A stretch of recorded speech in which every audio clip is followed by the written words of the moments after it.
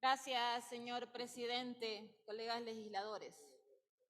Antes de empezar mi intervención, quiero solidarizarme con todas las familias ecuatorianas que se han visto afectadas por el miedo, por el terror de salir a las calles, por la crítica situación que vive el país. Quiero expresar mis condolencias a las familias que han perdido sus seres queridos, a las familias de los policías y a la familia del joven machaleño Nick Paul Jaramillo, que perdió la vida en manos de un desalmado, que por robarle su teléfono celular le propinó varias puñaladas por la espalda el pasado 1 de noviembre.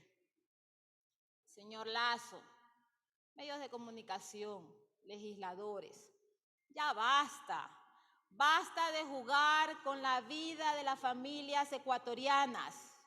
Basta de seguir con la misma muletilla de siempre, como la culpa es de Correa, los que nos gobernaron hace 10 años, y demás frases que lo único que demuestran es lo mediocre que son. El Ecuador ya no es el mismo de antes. Hay una psicosis colectiva que día a día nos mantiene en alerta. Los ecuatorianos vivimos en un estado permanente de miedo y de terror. Ya no se puede vivir como antes. Todo esto gracias a la inoperancia, a la ineptitud del gobierno nacional, del gobierno del encuentro del señor Guillermo Lasso. Un gobierno que solo se ha encontrado con la inseguridad, con el desempleo, con la falta de medicina, con la falta de presupuesto para la educación y muchas otras cosas más. Yo me pregunto, ¿por qué no actuaron? ¿Por qué no actúan? ¿Por qué dejan que las cosas se empeoren cada día más y más? ¿Por qué dejan que se sigan perdiendo vidas? Y les pregunto, colegas legisladores, ¿de qué han servido los estados de sección del gobierno del encuentro? Para resumirles, han sido 10 estados de sección sin norte ni sur, y que lo único que hacen ratificar es la grave conmoción interna que vive el país. Señor Lasso, el estado de sección es una herramienta, la estrategia, la política pública y el presupuesto lo tiene que implementar usted. Deje de lanzar lodo con ventilador y culpar a todos.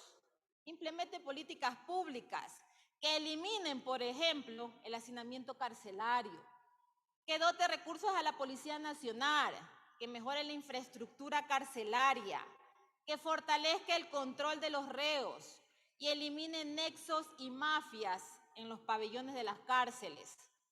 Y si le quedó grande el puesto, renuncie, váyase a su casa o vayámonos todos. Pero esto tiene que parar.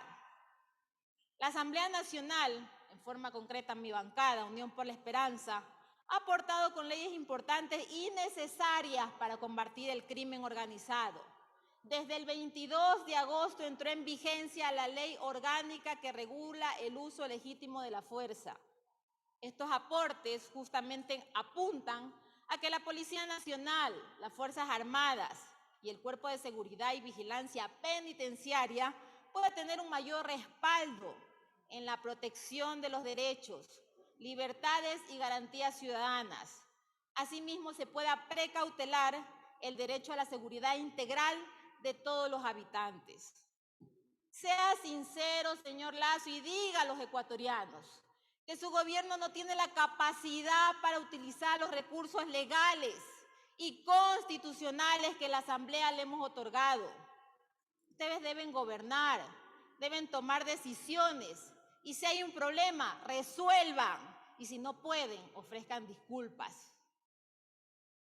No podemos seguir tolerando que ciertos efectivos de la policía estén involucrados en economías ilegales, como el contrabando, asesinatos, microtráfico y demás irregularidades.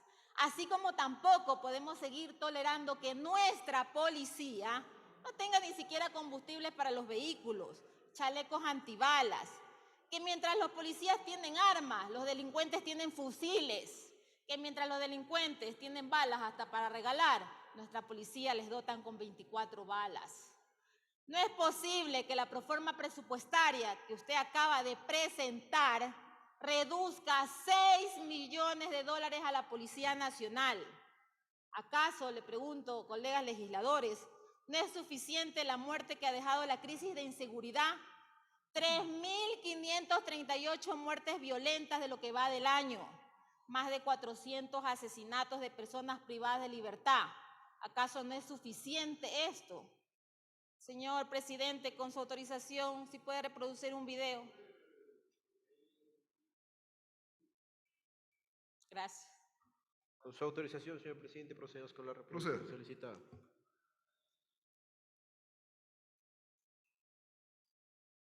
Muchos me dicen, ¿y cuándo, presidente, usted emula a otros países donde los tiran al piso a comer polvo y piedra y son amenazados de no darles alimentos? Para mí y para nuestro gobierno, esas son violaciones a los derechos humanos. Y nosotros pondremos orden y seguridad respetando la integridad de aquellos seres humanos que también tienen derechos. Y cuidado con apelar a los derechos humanos para solapar la delincuencia. Porque primero están los derechos humanos de los 18 millones de ecuatorianos que quieren dormir en paz, salir y volver a casa tranquilos. Gracias, señor presidente.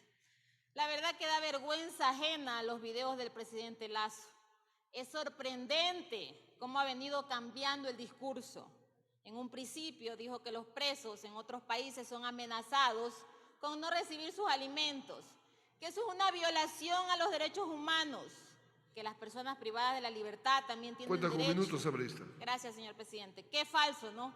Ahora dice todo lo contrario. Palabras textuales del presidente Lasso, 1 de noviembre del 2022. Y cuidado con apelar a los derechos humanos para solapar la delincuencia, porque primero están los derechos humanos de los 18 millones de ecuatorianos. Cuánta incoherencia, cuánto importunismo. Y algunos legisladores aquí presentes apoyan irresponsablemente y aplauden la propaganda del régimen. ¿Es o no es improvisación del gobierno haber cambiado en menos de un mes 5 autoridades? Cambiaron a Bernardo Ordóñez, secretaria de los Derechos Humanos, cambiaron a Alexandra Vela, cambiaron a Francisco, por el ex legislador Francisco Jiménez, cambiaron a Patricio Carrillo y cambiaron al coronel y han puesto al coronel Juan Zapata. Vuelvo a repetir, el que se debería renunciar es usted, señor Lasso, es usted, el puesto le está quedando grande. Finalmente, la conmoción interna y la grave situación política que se corrobora cada día que pasa, los legisladores debemos recordar que la Asamblea Nacional tiene la legitimidad de activar el artículo 130, numeral 2 de la Constitución. Es hora de pensar en los ecuatorianos y no en los intereses de las organizaciones políticas. Que el Ecuador decida si quiere que este gobierno continúe o que nos vayamos todos a la casa. Hasta aquí mi intervención, señor presidente. Muchas gracias.